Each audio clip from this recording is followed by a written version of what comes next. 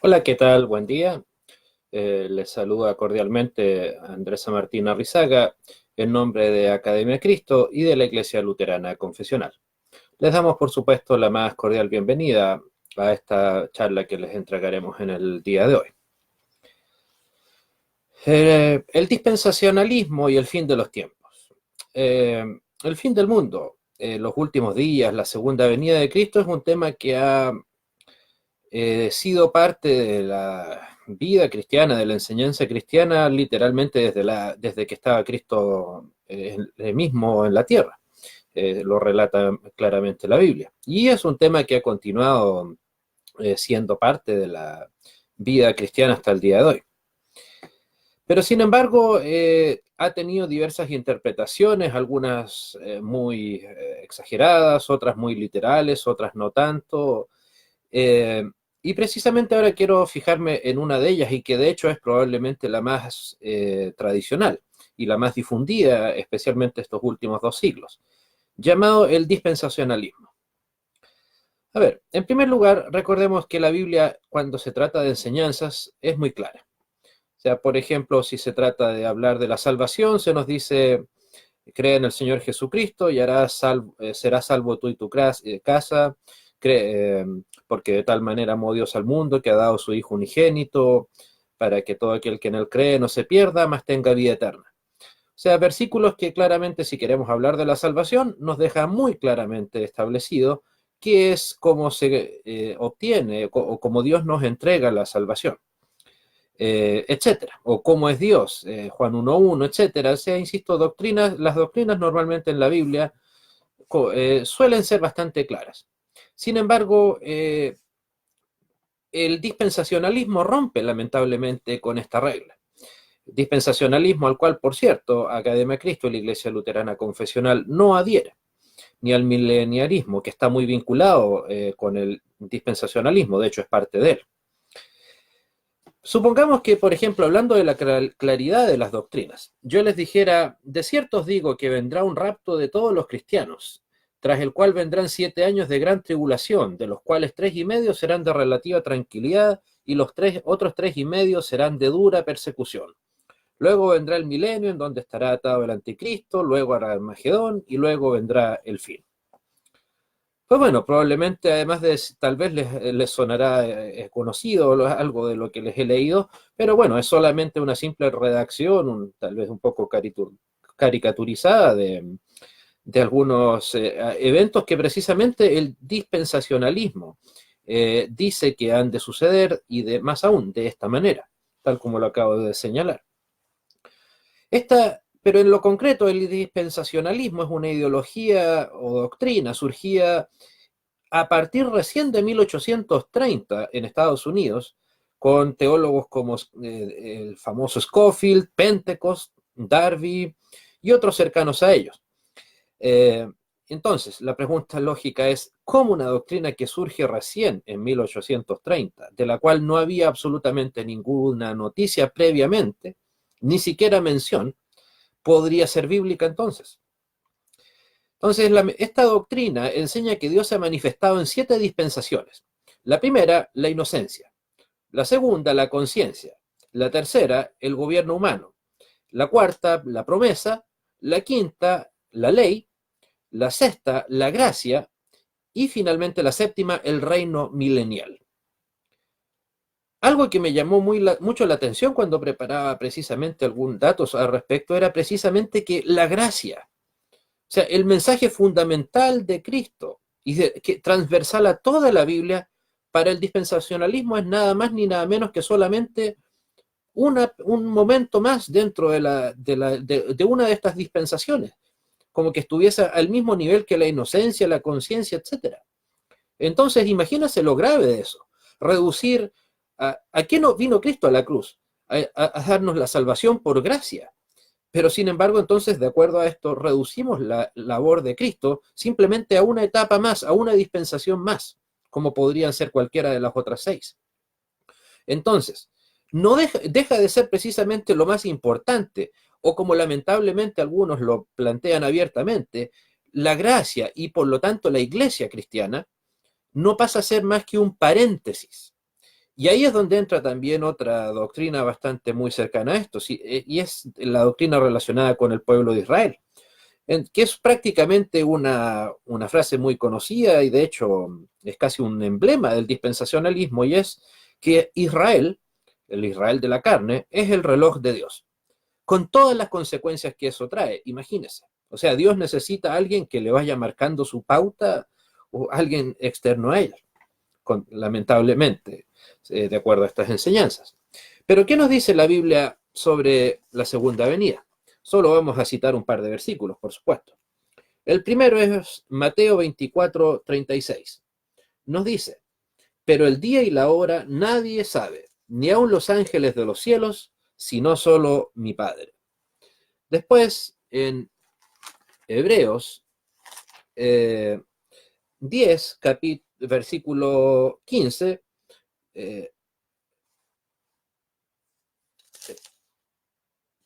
25, perdón, dice, no dejando de congregarnos como algunos tienen por costumbre, sino exhortándoos y tanto más cuando veis que aquel día se acerca. ¿De cuál día está hablando? Por supuesto, de la segunda venida de Cristo.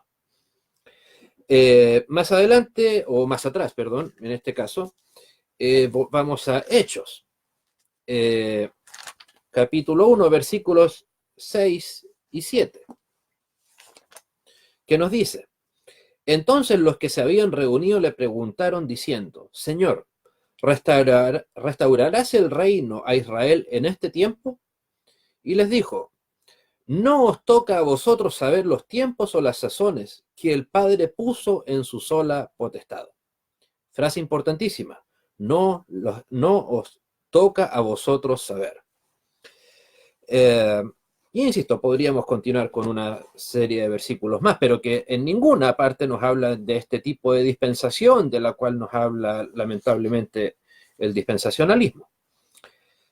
De hecho, ya que nosotros somos una iglesia luterana y por ende protestante, evangélica, ni Lutero ni ninguno de los reformadores, Calvino, Zwinglio, todos los que había, Bucero, etcétera, ninguno mencionaron o hablaron respecto del dispensacionalismo o lo dieron a entender de una u otra manera. Ni tampoco los pastoreadores líderes que surgieron de las iglesias de la Reforma, entiéndase, qué sé yo, desde los mismos seguidores de Lutero, los herederos de la tradición calvinista, insisto, entiéndase, bueno, el fundador de la iglesia presbiteriana allá en Escocia, o por ejemplo John Wesley, los que redactaron las confesiones de fe anglicanas, las holandesas, los primeros bautistas en el siglo XVII, absolutamente ninguno de ellos habló de este tema. Por lo tanto, ¿quiere decir que estaban todos confabulados en su ignorancia? O sea, obviamente tenían diferencias doctrinales entre sí, por supuesto que las tenían, pero si hay un tema en el cual ninguno de ellos abordó, fue precisamente esto que ahora llaman algunos, o muchos lamentablemente, el dispensacionalismo. El problema es que este dispensacionalismo mezcla profecías del Antiguo Testamento, por lo tanto, entregadas al pueblo de Israel, las mezcla con palabras de Jesús, con palabras de Pablo y, por supuesto, y especialmente, el Apocalipsis. Por lo tanto, reducen lamentablemente el libro del Apocalipsis, un libro tan bello, solamente a un libro profético. Y es eso solamente, o un libro que habla solamente del fin del mundo, o de la segunda venida. Cosa que no es así, basta con revisar las páginas del Apocalipsis para ver que se menciona, por supuesto, más que en otros libros de la Biblia, el fin de los tiempos, pero no es un tema transversal, un tema que podamos decir que sea el fundamento del libro del Apocalipsis. De hecho, basta con leer, o sea, es una carta eminentemente pastoral el Apocalipsis, pero finalmente, con el dispensacionalismo, más que convertírsele en eso, en una carta pastoral de ánimo, de edificación a los hermanos, se le convierte en una carta que infunde más temor por lo que pueda o no pasar eventualmente en el fin de los tiempos. Entonces, de hecho, como un excelente ejemplo, por algo Juan le escribe a las 7 iglesias, que es parte sustancial del texto del Apocalipsis. importantísimo, el mensaje a todas las iglesias. Pero, sin embargo, les habla respecto de su presente, de lo que eran ellos en ese momento. No les habla de profecías de días finales, o sea, el mensaje que está dirigido a ellos es para que edifiquen su iglesia en ese momento, independiente de lo que haya de suceder después. Entonces, lamentablemente, el dispensacionalismo, dentro de otras de todas sus falsas enseñanzas, es que convierte al Israel de la carne, digamos, a los hijos de Abraham, en un pueblo con privilegios especiales.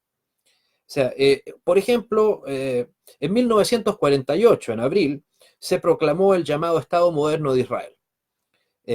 Y sin embargo, el dispensacionalismo en general, el dispensacionalismo que está vigente hoy, considera 1948 como una fecha profética. ¿Qué vinculación podría tener una profecía relacionada con un hecho político, por muy importante o no importante que pueda ser, eso es tema de cada uno, con un tema profético? No le veo absolutamente nada.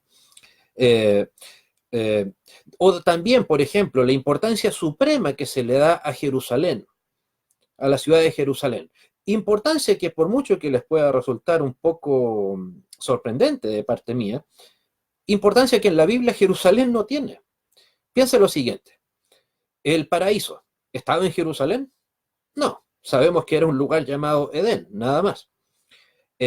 Posteriormente, Dios llamó a Abraham para fundar su pueblo, al pueblo judío. ¿Lo llamó en Jerusalén? No, ni siquiera era de esa zona cercana. O más adelante, cuando Dios ya entregó su ley, hablando de dispensaciones, ya que una de las dispensaciones es precisamente la ley fue entregada acaso en Jerusalén? No, fue entregada en un monte en Egipto. O posteriormente, ¿era la capital que Dios quería para el pueblo de Israel? No, esa fue una idea de David. Eh, o sea, y posteriormente, ya hablando de la vida de Cristo, ¿fue la ciudad en donde nació Cristo? ¿Fue la ciudad en donde el grueso del ministerio de nuestro Señor Jesucristo fue desarrollado? No. ¿Fue la ciudad, insisto, en donde recibió apoyo particular Jesús? No, al contrario, ahí fue precisamente en Jerusalén donde fue eh, traicionado, donde fue dejado de lado por todos y finalmente crucificado. Y posteriormente, Jerusalén pasa a ser una ciudad más solamente dentro del relato del Nuevo Testamento, incluso en el Apocalipsis. O sea, lamentablemente el dispensacionalismo se centra demasiado en fechas, en lugares que no tendrían por qué tener importancia. ¿Qué importa si es que Jesús nació o eventualmente hubiese nacido en Jerusalén? ¿Haría de hecho de Jerusalén una ciudad más importante? No sé, espero que no. Yo por ir a Wittenberg, no por eso voy a volver de allá siendo más luterano de lo que soy ahora. Así como espero que ningún cristiano necesite ir a Jerusalén para volver siendo más cristiano de lo que es ahora. Entonces, lamentablemente, como les digo, se le da a Israel, por medio del dispensacionalismo, privilegios especiales. Como si, insisto, como si tuviera alguna valoración espiritual particular, especialmente, digamos, distinta del resto de otros lugares o pueblos. Y entonces también se da otra disyuntiva bastante gigante, que es: ¿Cristo entonces tiene también simultáneamente un pueblo, Israel, y una iglesia, la iglesia cristiana? Pues, o ambos son salvos. Entonces, ¿o es que acaso, como plantean lamentablemente algunos, los judíos se salvan por su ley y los cristianos se salvan por el mérito de Cristo, por la gracia? Pues Dios es Dios de orden, no de desorden. Dios no va a estar dividido contra sí mismo como para pensar en tamaña aberración. Eso es derechamente una herejía. Creer que simultáneamente Dios puede tener un pueblo y una iglesia. Fue el pueblo de Dios. Si no, entonces, ¿en dónde queda la frase de Jesús en la cruz? Consumado es.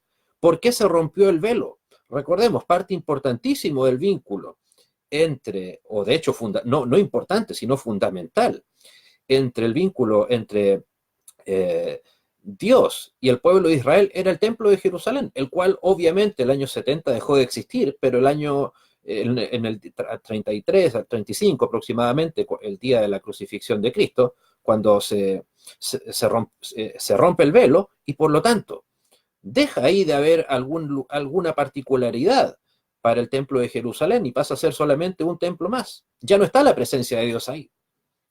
Ya está la presencia de Dios en todas partes, precisamente más aún ratificado en el día de Pentecostés. Entonces, insisto en la pregunta, ¿es que acaso entonces los judíos son salvos por el solo hecho de ser judíos? O lamentablemente, como he tenido que escuchar en persona, y por ahí puede que ustedes lo hayan eventualmente leído, pero hay algunos que plantean que en el fondo todos somos descendientes de Israel, en un sentido literal y físico, biológico, o en este caso genealógico. Por lo tanto, en el sentido de que si usted es cristiano, yo soy cristiano, es porque Dios nos eligió y de una u otra manera somos descendientes de Abraham. Y por eso es que llegamos a ser salvos. O sea, finalmente entonces la salvación termina siendo un asunto de genealogía, de raza. O sea, convertimos a Dios en un ser racista, que le da un privilegio especial a un pueblo y no a todos. Pero ¿se puede ser salvo por el solo hecho de ser judío? Pues bueno, ¿qué nos dice la palabra en Gálatas? En Gálatas nos dice, capítulo 3, versículo 27 al 9, dice, porque todos los que habéis sido bautizados en Cristo, de Cristo estáis revestidos. Ya no hay judío ni griego, no hay esclavo ni libre, no hay varón ni mujer, porque todos vosotros sois uno en Cristo Jesús. Y si vosotros sois de Cristo, ciertamente linaje de Abraham sois y herederos según la promesa. O sea, ¿hay la posibilidad de que haya simultáneamente un pueblo y una iglesia? No. Ahora Cristo llamó a su iglesia, no a dos pueblos distintos o a dos grupos de personas distintas. Lamentablemente, entonces, el dispensacionalismo hace una promesa que la Biblia no hace, y es tener una vida terrenal perfecta, en lo que ellos llaman el milenio. Eso es algo que está prometido, por cierto, en la Biblia y que está prometido, pero para los cielos y la tierra nueva, no para el mundo actual, no para un mundo milenial del cual se nos habla ciertamente de un periodo del milenio en el Antiguo Testamento, pero en el Apocalipsis, pero recuerden que el Apocalipsis está lleno de metáforas. Entonces, ¿por qué justo vamos a tomar en cuenta los versículos relacionados con la segunda venida como palabras literales? Pues lamentablemente el dispensacionalismo sí hace esto. Justo en esos versículos ahí toma plenamente literales las palabras del Apocalipsis, siendo que es evidente que el Apocalipsis está lleno de metáforas. Por cierto, una aclaración muy importante. No se trata de negar la segunda venida de Cristo, sino que en este caso lo que estamos analizando es la manera y el momento en que los dispensacionalistas dicen que se va a llevar a cabo. Entonces, a diferencia del dispensacionalismo, la Biblia nos habla de que debemos difundir el mensaje de la primera venida de Cristo, que es la que nos da precisamente la gracia y la salvación. La segunda venida va a llegar por sí sola. Esa segunda venida de Cristo, tenga por seguro que va a suceder, la crea usted o no, la entienda plenamente o no. Cristo no necesita de nuestra ayuda en ese sentido para estar cerca de nosotros y para cumplir sus profecías, sus promesas. Entonces, la Biblia no ofrece en ningún momento al creyente una vida parecida a la que se ofrece en el llamado milenio del dispensacionalismo. Al contrario, ¿qué nos dice 2 de Timoteo 3:12? Dice, y también todos los que quieren vivir piadosamente en Cristo Jesús padecerán persecución. Como lo dice muy claramente, padecerán persecución. No dice durante este periodo de tiempo o más adelante o solo durante un tiempo, no, padecerán persecución. Entonces, ¿qué lugar hay para una vida perfecta, milenial, de la cual nos habla el dispensacionalismo? En ninguna parte. Entonces, pero más aún, ok, le concedo eventualmente a un dispensacionalista el derecho, que por supuesto tiene, a creer que yo estoy equivocado. Ok, supongamos que fuese verdad. y que los que no creemos en el dispensacionalismo somos los equivocados. Pero dígame, ¿acaso si usted es cristiano, ya sea que falte un día, un año, 100 o 1000 para la segunda venida de Cristo, eso ha de cambiar nuestra predicación y de la ley y el evangelio? ¿Debería tener alguna minúscula relevancia respecto de nuestro actuar como cristianos? ¿O es que acaso usted va a predicar con más ahínco si es que llegase a enterarse, cosa que no va a suceder, de que Cristo va a volver en 2 semanas más?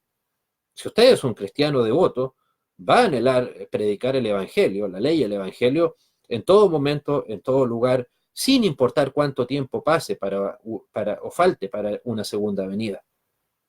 Por lo tanto, nuestra vida cristiana debe ser exactamente la misma, falte un día, un año, 100 o 1000 para la segunda venida de Cristo. Lamentablemente, el dispensacionalismo entonces ha dado como fruto, a causa de su exacerbada fijación en la segunda venida de Cristo, por ejemplo, solo 2 ejemplos. El movimiento adventista, fundado por William Miller y su hermano, y posteriormente y que fue fortalecido este movimiento por Elena White, y posteriormente a los autoproclamados testigos de Jehová. ¿Y cuál fue el factor común? Precisamente que compartían esta enseñanza. Y comenzaron a buscar fechas, a buscar momentos exactos en los que supuestamente iba a volver Jesucristo. Si mal no recuerdo, la fecha que los hermanos Miller pusieron para la segunda venida fue en el año 1848. Y el caso más famoso en ese sentido es el de los autoproclamados testigos de Jehová, que anunciaron la segunda venida de Cristo para 1914. ¿Sucedió algo de eso? No, obviamente. Por lo tanto, tuvieron que reacondicionar sus mal llamadas profecías para finalmente poder justificar su error. Y entonces le dieron una implicancia espiritual y no material a lo que ellos habían profetizado. Pero obviamente no fue nada más que una impostura con tal de no perder más adeptos de los que ya habían perdido. Pero insisto, el punto fundamental de unión entre ambos grupos, de hecho, Charles Russell, el fundador de los autoproclamados testigos de Jehová, él fue criado adventista y se consideraba él mismo, y eso lo pueden encontrar en los documentos de los testigos de Jehová, se consideraba un deudor del movimiento adventista, que con el tiempo pasó a llamarse Iglesia Adventista del Séptimo Día. Insisto, ¿cuál era el problema? Que estaban más preocupados en fijar fechas a la segunda venida de Cristo que en predicar la ley y el evangelio, que no fue proclamada, especialmente el evangelio, en la primera venida de Cristo. Pero, por lo tanto, la reflexión que nos debe quedar es, si ni a los discípulos les correspondía saber el tiempo de la segunda venida, ¿por qué a nosotros sí nos iba a corresponder saberlo? ¿Tan importantes somos? ¿Por qué Cristo iba a hacer una diferencia entre los cristianos del primer siglo versus los del siglo XXI? O por supuesto que esa diferencia no existe. Pero, y si tanto nos importa lo que diga el Apocalipsis, ¿por qué mejor no nos quedamos tal vez con el mensaje, el versículo más bello que nos tiene todo el Apocalipsis? Y que es curiosamente el último versículo, que nos dice, como nos dice Apocalipsis 22, versículo 20 y 21. El que da testimonio de estas cosas dice, ciertamente vengo en breve, amén, sí, ven, Señor Jesús. Pero especialmente, el mensaje que quede para nosotros también, es que la gracia del Señor Jesucristo sea con todos vosotros. Amén. Gracia que, por supuesto, espero que esté precisamente, tal como lo proclama el apóstol Juan, gracia que quiero que esté, y obviamente Academia de Cristo también, que esté junto a nosotros hasta el día de hoy. Que Dios les bendiga y nos encontramos en una próxima oportunidad. Hasta pronto.